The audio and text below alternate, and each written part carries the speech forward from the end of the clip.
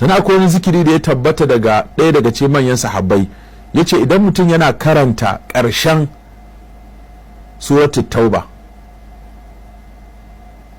ayar ƙarshe ta suratul tauba, in kana karanta ta kafa 7 da safe 7 da yamma, babu wata musifa da ta saso sai Allah ya danne maka ita.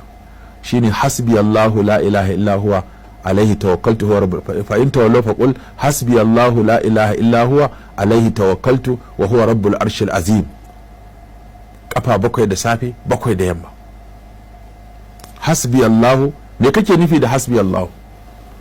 Allah ya isa, Allah ya isan mun, Allah ya ishe ni, na wadatu da Allah, Allah kaɗai na wadatu da shi. shine ma'anan hasbi Allah. me bambanci tsakanin hasbunallah da hasbi Allah? hasbunallah shine kai wato kana yin addu'a ne kai kaɗai, hasbi Allah kana yi kai kaɗai, hasbunallah mu kuma la ilaha illa tawakkaltu huwa rabbul arshil azim.